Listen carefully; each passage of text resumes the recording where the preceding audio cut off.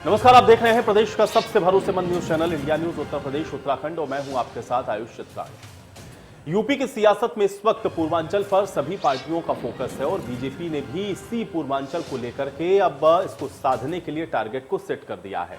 पिछली दफा यूपी में अखिलेश सरकार का तख्ता पलट प्रधानमंत्री मोदी ने ताबड़तोड़ रैलियों और भाषणों के जरिए किया था। अब साल 2017 के चुनाव में मोदी ने शमशान और कब्रिस्तान वाले भाषण से यूपी की राजनीति को बदल दिया था और अब फिर से यूपी में चुनाव का वक्त आ गया है और मोदी और योगी की जोड़ी फिर से राजनीति का नया प्लान लेकर तैयार है, क्योंकि कहते हैं कि देश की सत्ता का रास्ता उत्तर प्रदेश से होकर के जाता है और यह भी कहा जाता है कि यूपी को जीतने के लिए पूर्वांचल को जीतना जरूरी होता है। इसी फॉर्मूले से लगातार 2 लोकसभा के चुनाव और 2017 में विधानसभा चुनाव में सबसे ज्यादा सीटें जीतने वाली बीजेपी मिशन 2022 के लिए पूर्वांचल में पैठ बनाने की कोशिश में लग गई है। इसी के मद्देनजर प्रधानमंत्री नरेंद्र मोदी लगातार पूर्वांचल में विकास परियोजनाओं की सौगात को लेकर के बीजेपी के पक्ष में सियासी माहौल बनाने की कोशिश में लगे हैं। किसान आंदोलन और लखीमपुर की घटना के बाद से पश्चिमी यूपी और तराई बेल्ट और अवध क्षेत्र में सरकार के खिलाफ कुछ नाराजगी देखने को मिल सकती है, तो वहीं पूर्वांचल अभी भी बीजेपी का मजबूत गढ़ माना जाता है। इसकी सबसे बड़ी वजह पीएम मोदी का वाराणसी से संसदीय क्षेत्र से चुना जाना, गोरखपुर से सीएम योगी का होना और पश्चिमी उत्तर प्रदेश में जारी सियासी उठापटक के बीच बीजेपी का पूर्वांचल पर फोकस करना क्या बीजेपी की मजबूरी है या फिर 2022 में सत्ता तक पहुंचने के लिए ये जरूरी है? आज बड़ी बहस आज इन्हीं मुद्दों पर करेंगे, लेकिन उससे पहले सुनिए सिद्धार्थनगर और वाराणसी को विकास परियोजनाओं की सौगात देने के साथ पीएम मोदी ने आज क्या कुछ कहा है। Ayushman Bharat health infrastructure mission राष्ट्र को समर्पित करने का सौभाग्य मिला है। आज काशी के इंफ्रास्ट्रक्चर से जुड़े करीब 5,000 करोड़ रुपए के प्रोजेक्ट्स का भी लोकार्पण अभी किया गया है। इसमें सड़कों से लेकर घाटों की सुंदरता, गंगा जी और वरुणा की साफ सफाई, पुलों, पार्किंग स्थलों, बीएचयू में अनेक सुविधाओं से जुड़े अनेक प्रोजेक्ट, त्योहारों के इस मौसम में जीवन को सुगम, स्वस्थ और समृद्ध बनाने के लिए काशी में हो रहा ये विकास पर्व। तो प्रधानमंत्री को तो आपने सुना, लेकिन आज इन कार्यक्रम में मुख्यमंत्री योगी आदित्यनाथ की तरफ से भी क्या कुछ कहा गया, ये भी सुनिए। आज लगभग 5,100 करोड़ रुपए से अधिक की परियोजनाओं के लोकार्पण आदरणीय प्रधानमंत्री जी के कर कमलों से यहां पर होने जा रहा है, जिसमें काशी की चाहे रिंग रोड हो, काशी के जोड़ने वाले हाईवे को या यहां के सड़क इंफ्रास्ट्रक्चर से जुड़ी हुई परियोजनाएं, वाटरवे से जुड़ी हुई परियोजनाएं, काशी की पर्यटन से जुड़ी हुई परियोजनाएं, काशी की रेलवे से जुड़ी हुई परियोजनाएं और काशी के साथ साथ उन सभी परियोजनाओं के साथ जिससे यहां के जीवन में व्यापक परिवर्तन लाने और काशी को काशी के रूप में स्थापित करके उसको नए कलेवर के रूप में विश्व क्षितिज के सामने प्रस्तुत किया जा सके, इस दिशा से सभी परियोजनाएं अत्यंत महत्वपूर्ण हैं। न केवल इससे काशीवासी बल्कि पूर्वी उत्तर प्रदेश और बिहार जाने वाले या पूर्वी भारत की ओर जाने वाले वे सभी लोग भी इससे लाभान्वित होंगे। आज के इस अवसर पर जब दीपावली के पहले आदरणीय प्रधानमंत्री जी का आगमन काशी में हुआ है और काशी वासियों को इतनी बड़ी सौगात के साथ इस उपहार को आज वे प्रदान कर रहे हैं, मैं उत्तर प्रदेश वासियों की ओर से, काशी वासियों की ओर से आदरणीय प्रधानमंत्री जी का हृदय से आभार व्यक्त करता हूं, उनका अभिनंदन करता हूं। तो आज आपने देखा कि पूर्वांचल के दौरे पर थे प्रधानमंत्री नरेंद्र मोदी। पहले सिद्धार्थनगर पहुंचते हैं, जहां पर 9 नए मेडिकल कॉलेज, इसमें 8 मेडिकल कॉलेज को केंद्र की योजनाओं के तहत बनाया गया है। इसका आज प्रधानमंत्री के द्वारा उद्घाटन किया गया है और जाहिर बात है पूर्वांचल के ही अंदर ये देख रहे हैं कि आप ये जो 9 मेडिकल कॉलेज हैं उनके सौगात दी गई है। फिर वाराणसी यानी कि काशी जाते हैं। 5,200 करोड़ की विकास की परियोजनाएं जिनका आज उद्घाटन प्रधानमंत्री के द्वारा होता है। तो कुल मिलाकर के आप देख रहे हैं कि जो फोकस है वो पूर्वांचल के ऊपर साफ तौर पे नजर आ रहा होगा। और पूर्वांचल, वैसे भी ये कहा जा रहा है कि भारतीय जनता पार्टी का प्रदर्शन पिछली बार यहां पर अच्छा रहा था और पूर्वांचल जो जीतता है, ये भी कहा जाता है उत्तर प्रदेश की राजनीति में कि सत्ता उसी के हाथ में होती है। तो ऐसे में अब पूर्वांचल में किसी भी तरह की कोई कमी ना रहे और यहां से जो जनादेश है वो अपनी अपनी पार्टियों के पक्ष में करने के लिए आप देख रहे हैं कि लगातार सभी पार्टियां फोकस कर रही हैं पूर्वांचल पर। चाहे प्रियंका गांधी को आप देखें, उन्होंने भी वाराणसी के अंदर रैली की थी। कांग्रेस का भी स्पष्ट ये मानना है और पूर्वांचल के अंदर अपनी पैठ को मजबूत करने के लिए कोशिश लगातार चल रही है। और आपको याद हो कि 2019 में भी प्रियंका गांधी वाड्रा को पूर्वी उत्तर प्रदेश का ही प्रभार दिया गया था, यानी कि पूर्वांचल की आप महत्ता को इसी से समझ सकते हैं। समाजवादी पार्टी भी आजमगढ़ से आप जानते हैं अखिलेश यादव यहीं से चुने गए और इस वजह से भी पूर्वांचल के अंदर जो राजनीति है वो बेहद अहम होती है, बहुत दिलचस्प होती है और पूर्वांचल पर फोकस सभी राजनीतिक पार्टियों का होता है। तो सत्ता में वापसी के लिए भारतीय जनता पार्टी भी उसी कड़ी में अपनी पैठ को और मजबूत करती हुई दिख रही है। प्रधानमंत्री का संसदीय क्षेत्र यही है, मुख्यमंत्री योगी आदित्यनाथ का भी क्षेत्र यही रहा, गोरखपुर। तो ऐसे में पूर्वांचल पर फोकस हो रहा है और उसी के मद्देनजर आप देख रहे हैं कि लगातार जो विकास की परियोजनाएं हैं या फिर उनका उद्घाटन हो, उनके शिलान्यास हो या फिर परियोजनाओं की सौगात देने की बात हो, फोकस इस समय कुल मिलाकर के पूर्वांचल पर नजर आ रहा है। लेकिन पूर्वांचल को कौन सी पार्टी बेहतर तरीके से साध पाएगी और क्या ये जो मेडिकल कॉलेजेस हैं या फिर जिस तरह से विकास की परियोजनाओं की सौगातें दी जा रही हैं, क्या उससे पूर्वांचल वासी किसी पार्टी के पक्ष में सहमत होते हुए उनको वोट करते हुए आपको दिखेंगे या फिर यहाँ के जो अन्य मुद्दे हैं या अन्य जो जातीय समीकरण हैं, जो स्थानीय फैक्टर्स हैं, वो काम करेंगे, ये बहुत महत्वपूर्ण होगा। और इसलिए उत्तर प्रदेश का विधानसभा का चुनाव वैसे हमेशा ही दिलचस्प होता है, लेकिन इस बार और अधिक दिलचस्प नजर आ रहा है क्योंकि इस बार आप एक चीज और देख रहे हैं कि बड़ी पार्टियां जो हैं वो सब अपने अपने दम पर चुनाव लड़ने की घोषणाएं कर चुकी हैं। छोटे दलों के साथ गठबंधन के लिए बड़ी पार्टियां जरूर तैयार हैं, लेकिन कोई भी दो बड़ी पार्टी आप देख नहीं रहे कि किसी एक प्लेटफॉर्म पे दिख रही हो। जबकि 17 में आपने देखा कि कांग्रेस और समाजवादी पार्टी एक साथ लड़े थे। 19 में आपने देखा कि बहुजन समाज पार्टी और समाजवादी पार्टी एक ही मंच पर थे, यानी कि एक ही साथ थे। और अब 22 का जो विधानसभा चुनाव है उसमें बड़ी पार्टियां सब अपने अपने दम पर अपनी अपनी जीत के दावों के साथ जनता के बीच में जाने की कोशिश कर रही हैं। सभी ने अपने अपने प्लान बना लिए हैं, सभी की रणनीतियां स्पष्ट हैं, लेकिन मौजूदा सत्ताधारी पार्टी को चुनौती कैसे देंगी, ये एक महत्वपूर्ण सवाल है। सरकार की विफलताओं को बताते हुए या फिर जातीय समीकरणों को साधते हुए या जिन मुद्दों को वो कनेक्ट करने की कोशिश कर रही हैं जनता के साथ, उतना कामयाब क्या वो पार्टियां हो पाती हैं, ये भी देखेंगे हम, क्योंकि बहुत महत्वपूर्ण है इस बार का उत्तर प्रदेश का ये विधानसभा का चुनाव। और इस वक्त खासतौर से चूंकि विपक्षी पार्टियां लगातार, चाहे महंगाई हो, चाहे बेरोजगारी हो, मौजूदा सरकार की चाहे विफलताओं की वो बात कर रही हो, कोरोना काल का जिक्र कर रहे हो, ये तमाम मुद्दे क्या इस बार रहने वाले हैं इस बार के विधानसभा चुनावों में, और क्या ये चुनौतियां भारतीय जनता पार्टी को पेश करेंगे, ये भी सवाल अपने आप में है। और इन रैलियों का कितना इम्पैक्ट पड़ेगा ये भी देखना बेहद अहम होगा। तो ये बहुत महत्वपूर्ण है इस बार का विधानसभा का ये चुनाव, और कौन सी पार्टी कनेक्ट कर पा रही है जनता से या कौन सी पार्टी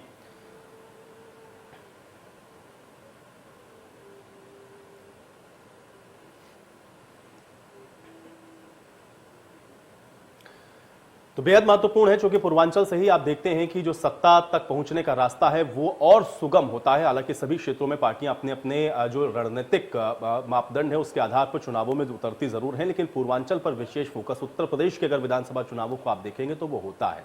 और अब पूर्वांचल को लेकर के पार्टियों की रणनीति क्या है और आज जिस तरह से रैलियां हुई हैं उसके मायने क्या है, इस पर चर्चा की शुरुआत करते हैं। फिलहाल दो मेहमान मेरे साथ जुड़े हुए हैं, उनका परिचय मैं आपके साथ करवा देता हूं। चंद्रेश सिंह जी हमारे साथ जुड़ रहे हैं, प्रवक्ता है कांग्रेस पार्टी के। चंद्रेश सिंह जी, बहुत स्वागत है आपका इस चर्चा में। और अनिरुद्ध प्रताप सिंह जी हमारे साथ जुड़ रहे हैं, प्रवक्ता है आम आदमी पार्टी के। अनिरुद्ध जी, आपका भी स्वागत। और कुछ देर में हमको भारतीय जनता पार्टी के भी प्रवक्ता ज्वाइन करेंगे, हम उनके साथ भी इस चर्चा को आगे बढ़ाएंगे। लेकिन चंद्रेश जी, सबसे पहले मैं आपके ही पास आता हूं। एक तो आज ये जो जनसभाएं हुई जिसमें 9 मेडिकल कॉलेज की बात हुई, फिर काशी में 5,200 करोड़ की विकास परियोजनाओं का जिक्र प्रधानमंत्री ने किया, इसको आप कैसे देखते हैं और कांग्रेस की रणनीति को भी इसके साथ जोड़ते हुए, चूंकि पूर्वांचल बड़ा महत्वपूर्ण है, कांग्रेस की स्थिति का आकलन कैसे करते हैं? चंद्रेश जी, आपका पहला रिएक्शन मैं चाहूंगा। ये कांग्रेस पार्टी का स्पष्ट रणनीति है, नीति है। वो हमेशा से जन भागीदारी को सुनिश्चित करते हुए जनता के हित और कल्याण के लिए कार्य करती आई। प्रियंका गांधी जी की रैलियों को देखने के बाद भारतीय जनता पार्टी में हताशा और निराशा के भाव है, इसलिए प्रधानमंत्री जो है लगातार उत्तर प्रदेश में दौरा कर रहे हैं और उनकी जो जमीन खिसक चुकी है उसे वापस लाने की कोशिश कर रहे हैं। लेकिन उत्तर प्रदेश में जाति के नाम, समुदाय के नाम पर वोट नहीं है। इस बार सिर्फ और सिर्फ अब के खिलाफ जनहित मुद्दों, विकास के मुद्दों पर, कल्याण के मुद्दों पर वोट होगा, महिला सशक्तिकरण के नाम पर वोट होगा और निश्चित रूप से कांग्रेस पार्टी उत्तर प्रदेश में भारी बढ़त बढ़ा रही है और इस बार कांग्रेस पार्टी उत्तर प्रदेश सरकार बनाएगी। दूसरी बात आपने प्रधानमंत्री मोदी जी को लेकर किया, आप ये बताइए जब 2014 से लेकर आज तक प्रधानमंत्री जी ने कोई वादा किया जिसे पूरा भी किया है क्या? अभी हाल ही में ग्लोबल हंगर इंडेक्स आया है जिसमें भारत जो 101वें स्थान पर चला का प्रदर्शन एशिया में नेपाल, पाकिस्तान और पाकिस्तान और बांग्लादेश जैसे देशों से पीछे होना, ये अपने आप में क्या बनाता है? प्रधानमंत्री ने भूख को बढ़ावा दिया है, इन्फ्लेशन रेट पीक पर है, जीडीपी आपका रसातल में जा रहा है, इन्फ्लेशन और जीडीपी में इतनी बड़ी गैपिंग आर्थिक मंदी को संकेत कर रहा है, महंगाई बढ़ती जा रही है, बेरोजगार बढ़ती जा रही है। तो प्रधानमंत्री हर मुद्दे पर फेल हो चुके हैं और इनके पास सरकारी परिसंपत्तियों को बेचकर सरकार चलाने के अलावा अब कोई विकल्प नहीं। शुक्र मनाइए कि कांग्रेस ने कुछ बनाया था, वरना बेच क्या रहे होते यार। अरे हमारा फ्रेम ऑन हो रहा, कट कट जा रहा बार बार, हम चेक कर रहे हैं। चंद्रेश जी अपनी बात रखें आप।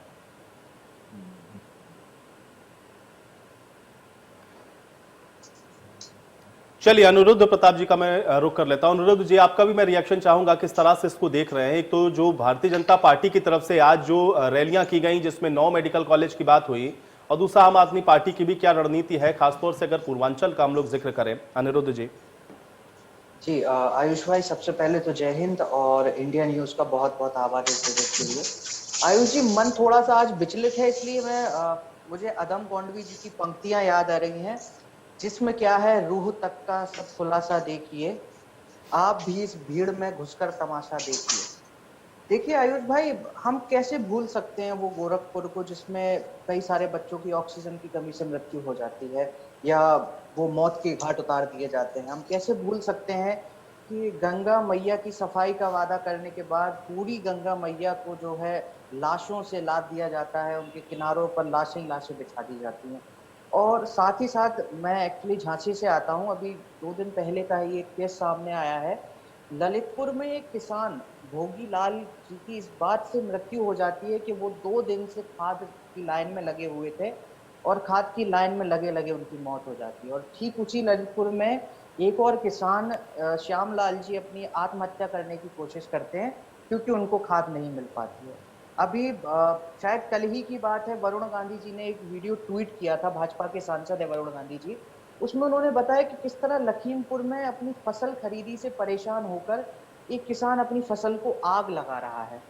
और इन सारी बातों से मन इसलिए विचलित हो जाता है कि एक प्रधानमंत्री देश के सामने विकास का ढोंग कर रहा है, मेडिकल कॉलेजों की बात कर रहा है, और उसी के देश में, उसी मुख्यमंत्री के प्रदेश में एक महिला की मौत सिर्फ इसलिए हो जाती है क्योंकि उसके पास 5 रुपए की पर्ची नहीं होती है मेडिकल कॉलेज की कटवाने के लिए, ताकि वो गर्भवती महिला सिर्फ इसलिए दम तोड़ देती क्योंकि उसके पास 5 रुपए नहीं होते हैं इलाज करवाने के लिए, पर्ची बनवाने के लिए। ये इस देश में हम लखीमपुर जैसी घटना देख रहे हैं, हाथरस जैसी घटनाएं देख रहे हैं, और उसके बाद केंद्र की भाजपा सरकार, राज्य की भाजपा सरकार ये सोचती है कि हम आएंगे और बड़े बड़े वादों का एक पुल बनाएंगे, और उसके बाद जनता इतनी बेवकूफ है कि वो अपने ऊपर हुए अत्याचार को, कोरोना काल में जो उसने दुख सहा है, किसानों की जो 700 से ऊपर मृत्यु हो चुकी है, इन सारी बातों को भूल जाएंगे। और ये सारी बातें कहीं ना कहीं वो तमाशा मुझे याद दिलाती हैं जो अदम गोंडवी की पंक्तियों में है, वो लाचारपन याद कराती है, और ये सारी बातें मन को विचलित कर देती हैं। अब आपने बात करी आम आदमी पार्टी की। देखिए, आम आदमी पार्टी कभी भी किसी पार्टी से लोहा लेने के लिए राजनीति में नहीं उतरी थी। आम आदमी पार्टी जो है व्यवस्था परिवर्तन की लड़ाई लड़ रही है, और ये मैं विश्वास के साथ कह सकता हूँ, ये हर व्यक्ति जानता है कि आम आदमी पार्टी ने व्यवस्था परिवर्तन की लड़ाई को बखूबी लड़ा है। जिसका सबसे बड़ा उदाहरण है कि दिल्ली में स्वास्थ्य का जो मॉडल है वो दिल्ली के लोग नहीं, वो भारत के लोग नहीं, वो WHO जैसी संस्थाओं द्वारा सराहा जाता है। शिक्षा का मॉडल खुद डोनाल्ड ट्रंप की पत्नी द्वारा सराहा जाता है। तो एक ऐसा मॉडल है जिस मॉडल में सच में जनहित का कार्य है, मूलभूत सुविधाओं का एक बहुत बड़ा इंफ्रास्ट्रक्चर है और लोगों का विकास है। और दूसरी तरफ एक ऐसा भाजपा का विकास मॉडल है जिसमें चारों तरफ लाशों का सिर्फ अंबार है, गंगा मैया के साथ धोखेबाजी है, श्री राम के साथ धोखेबाजी है और सबसे ऊपर जनता के साथ धोखेबाजी है। और मुझे लगता है आयुष भाई, आगामी चुनाव में जनता इस भाजपा के झूठे मॉडल को ठुकराकर आम आदमी पार्टी केजरीवाल मॉडल को अपनाएगी। जी आयुष। चलिए, विजय उपाध्याय जी भी हमारे साथ जुड़ चुके हैं, वरिष्ठ पत्रकार हैं। विजय जी, आपका भी बहुत स्वागत है इस चर्चा में। विजय जी, जो बात यहाँ पर अभी अनिरुद्ध जी कह रहे थे, या फिर अभी कांग्रेस पार्टी जो कह रहे हैं, या पॉलिटिकल पार्टी के प्रवक्ता जो कहते हैं कि हमको जाति पाति की राजनीति नहीं करनी, हम तो या तो व्यवस्था की बात करेंगे या हम मुद्दों की बात करेंगे, लेकिन असल वजह क्या होती है और किस तरह से जीत हार होती है उत्तर प्रदेश के विधानसभा चुनावों में, वो आप बहुत नजदीक से देखते हैं। जो रणनीतियां बनी हुई हैं पार्टियों की तरफ से, खासतौर से अगर हम भारतीय जनता पार्टी की रणनीति को देखें या समाजवादी पार्टी की रणनीति को देखें, पूर्वांचल को कितना महत्वपूर्ण मानते हैं? और जिन मुद्दों का यहाँ पे जिक्र हो रहा है, क्या उससे वो जो जाति के ऊपर जो वोट पड़ते हैं या फिर वहां पर जिस तरह की रणनीतियां बनाई जाती हैं, क्या वो इस बार के विधानसभा चुनावों में उससे इफेक्टेड होंगी? आपको ऐसा लगता है विजय जी?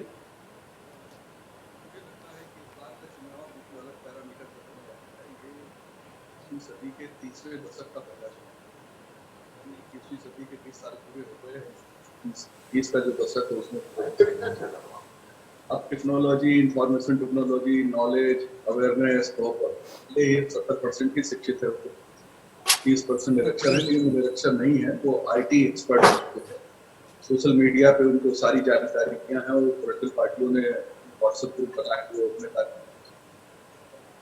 एजुकेट कर दिया है। तो जनता एक अलग पैरामीटर पे वोट करे।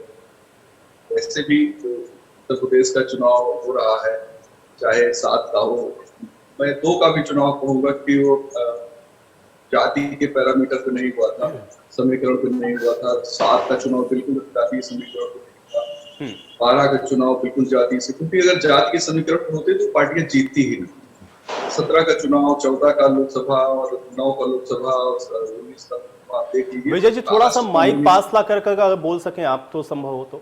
मैं कह रहा हूँ कास्ट कॉम्बिनेशन की बात बहुत होती है, लेकिन कास्ट कॉम्बिनेशन के हिसाब से वोट नहीं पड़ते हैं उत्तर प्रदेश में। बदल चुका है उत्तर प्रदेश। अब यहाँ पे जनता बेहतर कैंडिडेट को देख के चुनाव लड़ती है। और मैं ये कह रहा था कि शायद पता नहीं आपने सुना कि नहीं, जनता बहुत ज्यादा जानकार हो गई है। वो IT की जो सुविधा है, इंफॉर्मेशन टेक्नोलॉजी की, उसके हाथ में स्मार्टफोन जो है, तरह तरह की उसके पास इंफॉर्मेशन है। और पॉलिटिकल पार्टी ढेर सारे व्हाट्सएप ग्रुप और दूसरे सोशल मीडिया प्लेटफॉर्म से उसको जोड़ के रखे हुए हैं, तो उनको हर पार्टी की जानकारी मिलती है, अच्छाई बुरी। अगर मान लीजिए कि आम आदमी पार्टी ने किसी दूसरी पार्टी की बुराई डाली तो दूसरी पार्टी की बुराई डालेगी। भाजपा के साथ भी ऐसे ही, ऐसे सपा, कांग्रेस और बसपा के साथ भी है। तो जनता बहुत जागरूक है। 22 का चुनाव उन सारे पैरामीटर पर नहीं होने वाला है जिसकी सियासत उत्तर प्रदेश के राजनीतिक दल आज कर रहे हैं। ये अलग किस्म से अलग आकांक्षाओं और महत्वाकांक्षाओं का चुनाव होने वाला है।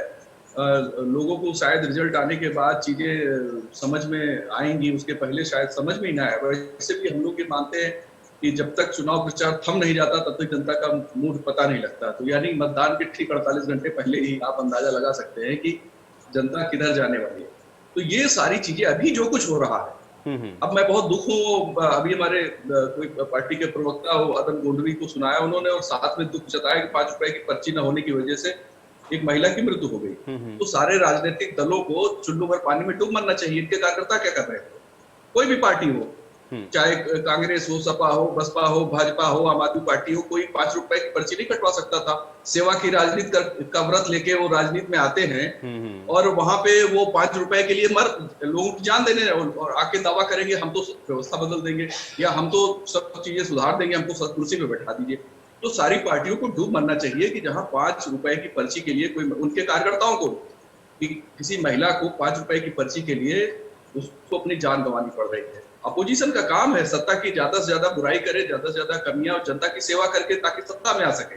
लेकिन आप जनता की सेवा कौन सा दल कर रहा है जो 5 रुपए की पर्ची नहीं कटा रहा है? ये बहुत दुखद है। इसीलिए मैं कह रहा हूँ 2022 का चुनाव इन सारे पैरामीटर पर, क्योंकि सबके ढोंग पता है सबको। नेता इस देश में, डेमोक्रेसी है, हमारी मजबूरी है नेताओं को चुनना। नेताओं का ढोंग सब जनता के सामने बिल्कुल साफ हो चुका है। वादे और वादों के बाद की सरकार और भाषा का बदलना, सत्ता और विपक्ष में रहने के दौरान, वो सारी चीजें जनता अब अच्छे से जान एजुकेट हो चुकी है। अब डेमोक्रेसी में मतदाता किंग है, पहले कहा जाता था, वास्तव में है। अब नेता को समझ में आएगा, आने लगी ये चीजें कि उसकी स्थिति कितनी विचित्र हो चुकी है।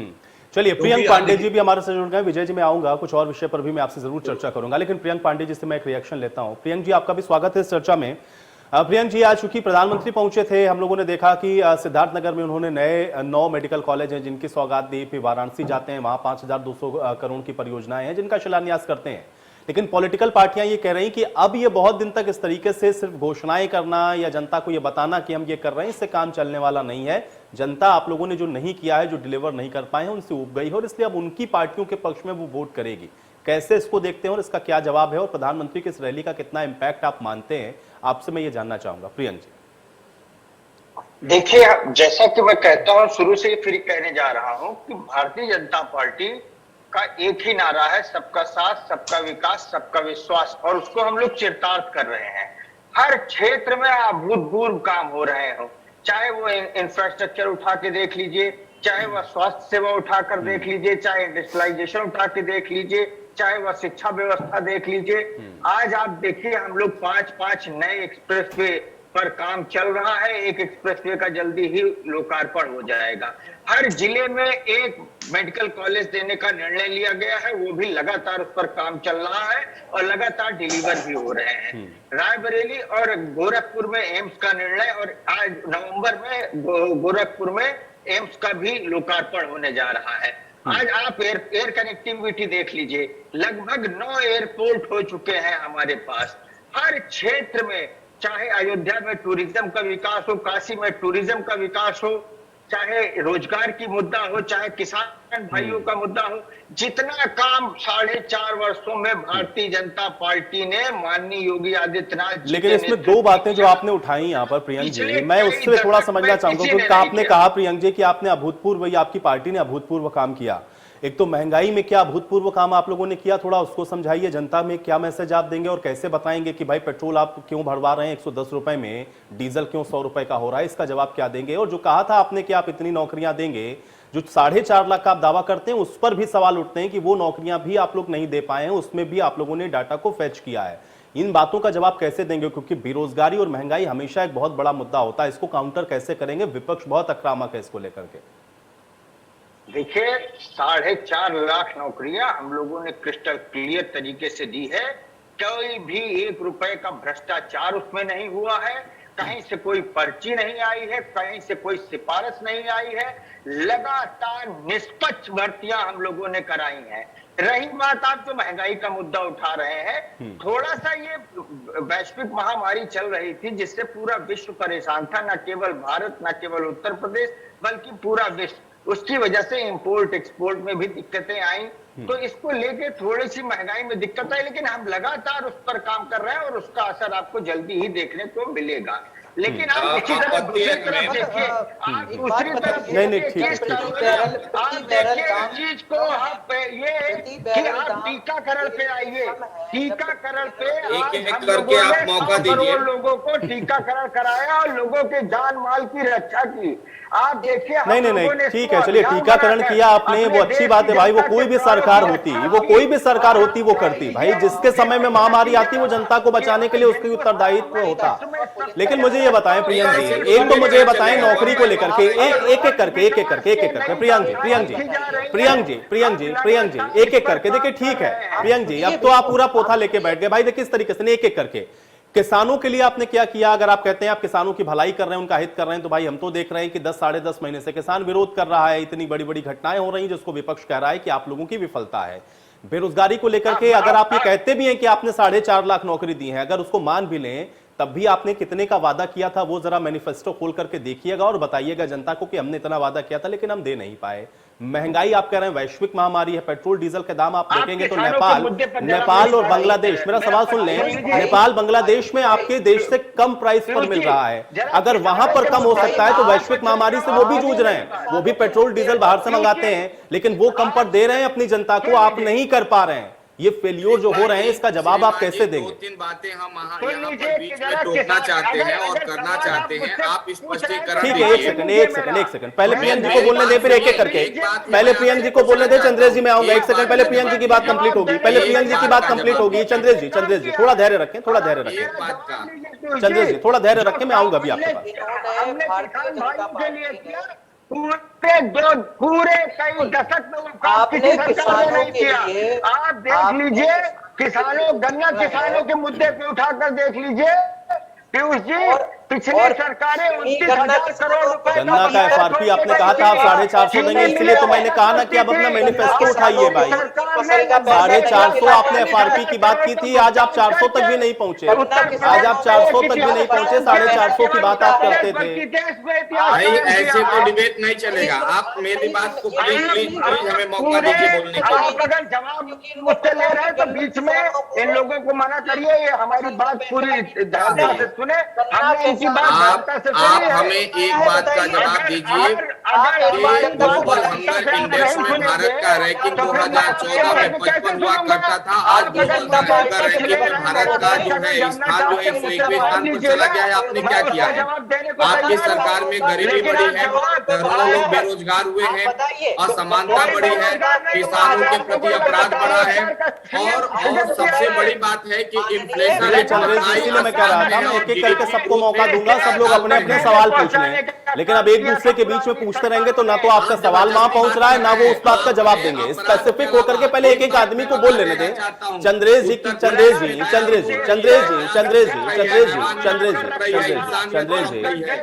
आपका सवाल सुना ही नहीं, आपका सवाल सुना ही नहीं प्रियंक जी ने, क्योंकि बीच में बोलने से सिर्फ आपका सवाल पहुंचेगा नहीं, बीच में बोलने से चंद्रेश जी सवाल पहुंचेगा नहीं।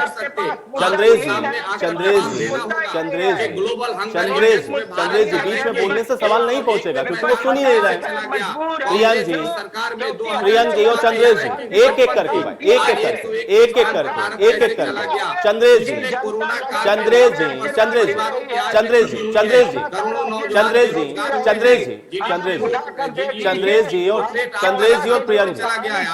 जी और प्रियंक जी भाई एक एक करके भाई 1 by 1 करके बोले ना। आप दोनों लोग बोल रहे हैं और कुछ समझ में नहीं आ रहा क्या बोल रहे हैं आप, क्या सवाल पूछ रहे हैं वो क्या जवाब दे रहे हैं, आप क्या सवाल पूछ रहे हैं और वो क्या जवाब दे रहे हैं समझ में नहीं आ रहा। इसलिए एक एक करके मैं सबको पूरा समय दे रहा हूं, थोड़ा धैर्य रखें, थोड़ा धैर्य, चर्चा में थोड़ा धैर्य रखना जरूरी होता है, इतना आतुर ना हो, एक एक करके पूछे सवाल और एक एक करके जवाब लें।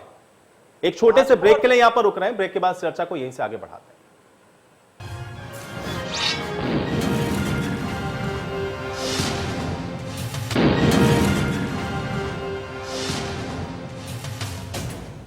तो ब्रेक के बाद आप सभी का स्वागत है। आज बड़ी बहस में चर्चा उत्तर प्रदेश के विधानसभा चुनावों की और उसमें पूर्वांचल की स्थिति की और उसको लेकर के पार्टियों की रणनीति की, क्योंकि आज प्रधानमंत्री खुद पूर्वांचल के दौरे पर थे। 9 नए मेडिकल कॉलेज और इसके अलावा वाराणसी को 5,200 करोड़ की विकास परियोजनाओं की सौगात तो दी है, लेकिन क्या इन सबसे जनता कन्विंस होगी? क्या जनता के बीच में मैसेज दे पाएंगे? क्या जनता भारतीय जनता पार्टी को एक बार फिर से मौका देगी सत्ता में आने का, या विपक्षी पार्टियां जो आरोप लगा रही हैं या जिस रणनीति के साथ वो आगे बढ़ रही हैं पूर्वांचल की जनता उस पर भरोसा करेगी? आज इसी पर चर्चा जारी है। एक बार फिर से चर्चा में वापस लौटेंगे, सभी मेहमान मेरे साथ बने हुए हैं। चंद्रेश जी मैं आपके पास आता हूं, क्या सवाल पूछना चाह रहे थे? अब आप अपना सवाल पूछें।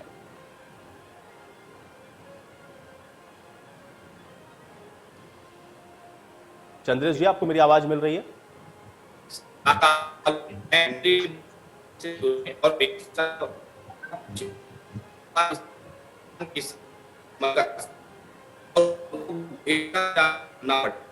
चलिए चंद्रेश जी, मुझे लग रहा है कुछ तकनीकी समस्या, आपकी ऑडियो मुझ तक स्पष्ट नहीं आ रही। मैं दोबारा आऊंगा आपके पास, आप अपना सवाल रेडी रखिएगा, अपना सवाल पूछेगा, लेकिन मैं अनिरुद्ध जी का तब तक रोक कर लेता हूं। अनिरुद्ध जी आपका क्या सवाल था?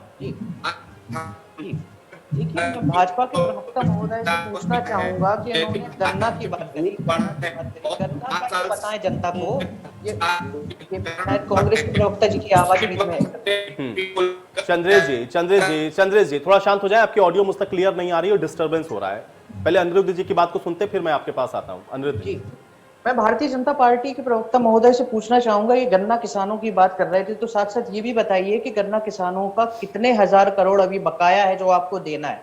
साथ साथ आप कह रहे थे कि किसानों के लिए बहुत फायदा किया, बिल्कुल आपने किसानों के लिए फायदा किया। आपने सीधा समझा किसान समस्या है तो किसानों के ऊपर गाड़ी चढ़ाओ और इनको निपटाओ, ये आपकी बड़ी सबसे बड़ी उपलब्धि है। साथ ही साथ आप जो है छात्रों की बात कर रहे थे, उनके लिए नौकरियों की बात कर रहे थे, तो मैं बताना चाहूंगा अपने ही उत्तर प्रदेश में लखनऊ में एक छात्र को नदी से छलांग लगानी पड़ती है और अपनी जान देनी पड़ती है नौकरी के लिए, और अधीनस्थ चयन आयोग के खुद के पद खाली हैं, तो वो क्या छात्रों को नौकरी देंगे? आप जरा इन बातों पे जवाब देना चाहेंगे जनता को, ये बताना चाहेंगे किस तरह के से आपके शिक्षा मंत्री बड़े बड़े घोटाले करते हैं और अपने खुद के भाई को प्रोफेसर की नौकरी लगवा देते हैं। इस बात को भी आप थोड़ा जनता को बताइए। थोड़ा ये भी बताइए कि आपकी उपलब्धियों में एक उपलब्धि ये भी है कि किस तरीके से आप जल शक्ति मिशन में जनता की प्यास के नाम पर भी घोटाला करते हैं। इन सारी बातों पर भी थोड़ा रोशनी डालिए, बताइए जनता को कि क्या विकास किया है आपने जिसके दम पर आप जनता के सामने जाना चाहते हैं।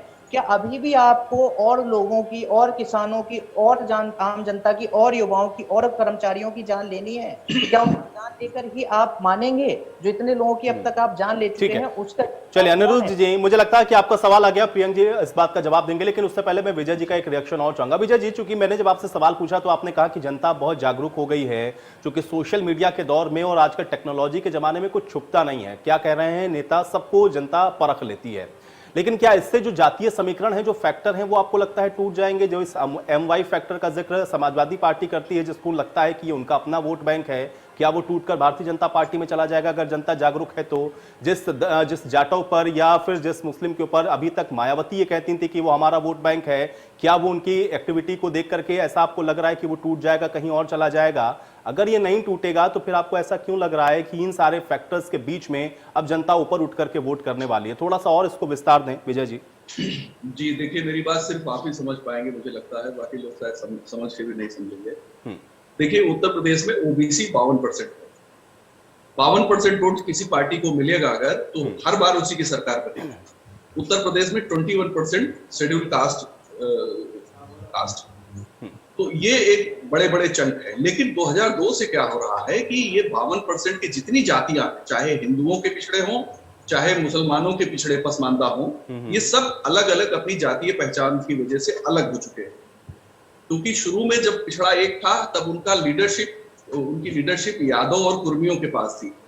जब अवेयरनेस आ गई नीचे तो उनको लगा कि ये तो हमारे हक का अकेले खा रहे, 27% आरक्षण तो सब यही पी जा रहे हैं। तो वहां से नीचे अलग हटना शुरू हुआ। चौहान अलग हट गए, राजभर अलग हट गया, कुशवाहा अलग हट गया, प्रजापति अलग, सबकी राजनीतिक दल है, सबके अपने नेता हैं। आप देख लीजिए ऊपर से नीचे तक। ऐसे ही आप जाइए मुस्लिम में, जो पसमानदा जातियां हैं जिनकी आबादी 80% उत्तर प्रदेश में है, पसमानदा जातियों की जितने भी, चाहे अंसारी हैं, रायनी हैं, सलमानी हैं, जितने भी, सबके अपने अलग अलग इशूज हैं, अलग अलग मुद्दे हैं, अलग अलग आवश्यकताएं हैं, डेवलपमेंट की अलग अलग जरूरतें हैं।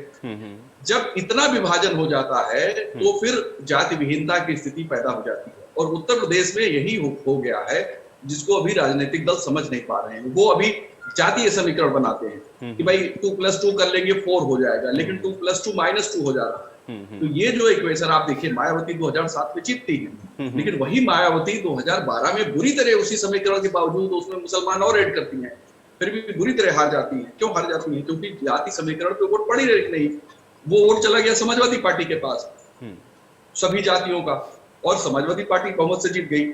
फिर समाजवादी पार्टी को, जैसे एक परंपरा है, लोग कहते हैं यादव मुसलमान की वजह से सरकार बनती है, तो फिर दोबारा क्यों नहीं बन गई? दोबारा 247 सीटें आ गई। फिर वही अलग अलग जातियां जो एक यूनिट हो गई हैं अलग, यानी अब वो बुके नहीं है, चंक नहीं है, पिछड़ा वर्ग नहीं है। अब जाति हर सब बेनिफिशियरी क्लास है, हर बेनिफिशियरी क्लास यानी हर बेनिफिशियरी कास्ट अपने हिसाब से वोट करती है। अब इसमें तरह तरह के आडंबर रचे जाएं, राजनीतिक बहस की जाए। हम लोग भी करते हैं कि भाई पहले हम लोग ये नैरेटिव करते थे ना कि मुसलमान जिसके साथ जाएगा उसके साथ उत्तर प्रदेश की सत्ता जाएगी। कहाँ जा रही है? 14 से बीजेपी ने इस नैरेटिव को बदल दिया, तो चीजें बदल चुकी हैं। चलिए प्रियंक जी, अब आप अनिरुद्ध जी की बात का जवाब दें। देखिए, इन्होंने बात की गन्ना किसानों की। आप पिछले सरकारों को उठाकर देख लीजिए, किसान आत्महत्या पर उतारू था। किसान की वो दुर्गति थी कि जिसकी कोई सीमा नहीं थी। हमने अपने सरकार में आते ही पहले कैबिनेट में ये फैसला लिया और किसानों का, लघु और सीमांत किसानों का 36,500 करोड़ का ऋण माफ किया। अब आइए गन्ना किसानों में। आज देश के पूरे देश में उत्तर प्रदेश गन्ना के उत्पादन में नंबर 1 है, चीनी के उत्पादन में नंबर 1 है, आलू के उत्पादन में नंबर 1 है, दूध के उत्पादन में नंबर 1 है, आंवला के उत्पादन नंबर 1 है, आम के उत्पादन नंबर 1 है। अब आइए जरा दूसरी बात, ये फिर बीच में बोलिए नहीं, जवाब सुनने का धैर्य रखिए।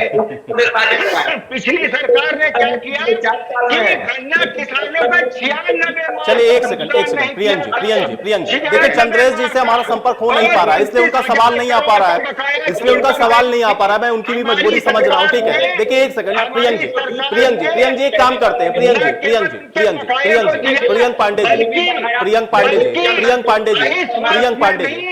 जी थोड़ा सा धैर्य रख लें। प्रियंक जी देखिए, मैं आपके पास आता हूँ, प्रियंक जी मैं वापस आता हूँ, आप जवाब दीजिएगा, लेकिन चंद्रेश जी का सवाल ले लेते हैं भाई, चंद्रेश जी का भी सवाल ले लेते हैं, उनको भी ऐड कर लेते हैं, उनके सवाल को भी जोड़ लेते हैं, उसके बाद आप जवाब दीजिएगा। प्रियंक जी पहले चंद्रेश जी का सवाल भी हम लोग सुन लेते हैं, चंद्रेश जी से हमारा संपर्क हो नहीं पा रहा बार-बार। ठीक है, एक सेकंड प्रियंक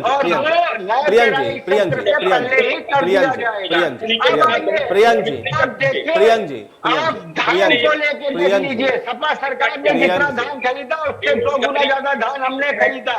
आप गेहूं उठाकर देख लीजिए, गेहूं इन्होंने जो है 1 वर्ष में 6 लाख मीट्रिक टन खरीदा, हमने 56 लाख मीट्रिक टन खरीदा। न केवल खरीदा, 72 घंटे में उसका भुगतान करके दिखाया। आज आप देखिए प्रदेश में हर 10 किलोमीटर पर क्रैश है। किसानों को हर तरीके की सुविधा मिल रही है, सुरक्षा मिल रही है। एक प्रतिनिधि मंडल हमारे मुख्यमंत्री जी से मिलने आया और उन्होंने ये संस्था से स्वीकार किया कि आपने किसानों के लिए बहुत से कार्य किए हैं, न केवल कार्य किए हैं बल्कि हमें सुरक्षा भी प्रदान की है। अरे पहले जमाने में तो लोग खेत से समरसेबल मोटर चुरा ले जाया करते थे, आज ऐसा है कि एक खुरपी भी कोई नहीं चुरा कर ले जा सकता है। आज उत्तर प्रदेश में प्रशासन का कायम है। आज पूर्वांचल को ही उठाकर देख लीजिए, पूर्वांचल की पहचान सिर्फ माफिया से होती थी, लेकिन आज पूर्वांचल की पहचान सिर्फ विकास से हो रही है। आज विकास की नई वार्ता लिखी जा रही है। ये बात ध्यान रखिएगा कि जब तक कांग्रेस का एक उत्तर प्रदेश में चारों तरफ सिर्फ एक मुद्दा है, विकास, और एक जगह विकास की बात हो रही है, हर जगह नई चीजों का हो रहा है। आप देखिए, चाहे वो जिस क्षेत्र को उठाकर देख लीजिए, और एक उदाहरण दे दूंगा, एक उदाहरण जिससे पूरे विपक्ष की कलम खुल के सामने आ जाएगी। आप सुनने का आप नहीं, क्योंकि आपने कुछ किया नहीं है, खाली जनता को लूटने का काम किया, जनता को दोहन करने का काम किया। अगर आपके अंदर सुनने का धैर्य होता तो आप जवाब लेते, मेरा करना पड़ेगा। ऐसे थोड़ा काम चलेगा कि आप बीच में मैं जवाब दे रहा हूँ, आप बीच में बोलते जा रहे हैं। अरे जवाब सुनने का क्षमता रखिए ना, जवाब सुनने का क्षमता रखिए। जवाब अगर नहीं सुन सकते हैं, बीच में बोलने का क्या मतलब है? आप तो ऐसे तो नहीं बोल रहा था। तालिबान के संबंध में लिए गए आप देखिए पीयूष जी, मैं ये बताना चाह रहा हूँ, एक सिंचाई की परियोजना थी, बाढ़ सागर परियोजना, 42 वर्षों से लंबित थी, जिसकी वजह से पूरे मिर्जापुर, पूरे विंध्य क्षेत्र में, पूरे प्रयागराज क्षेत्र में लोगों को, किसानों को सिंचाई की परेशानी होती थी। हमारी सरकार ने आते ही उस परियोजना से आज पूरे विंध्य क्षेत्र में और पूरे प्रयागराज क्षेत्र में सिंचाई की व्यवस्था हो गई। माना जाता था कि उत्तर प्रदेश में लाइट कब आती है, आज उत्तर प्रदेश इसलिए जाना जाता है कि उत्तर प्रदेश में लाइट कब जाती है। आप बिल्कुल बिजली संकट नाम की तो कोई चीज है ही नहीं, है ना। बिल्कुल बिल्कुल आप सोचते हैं कि आप भाजपा के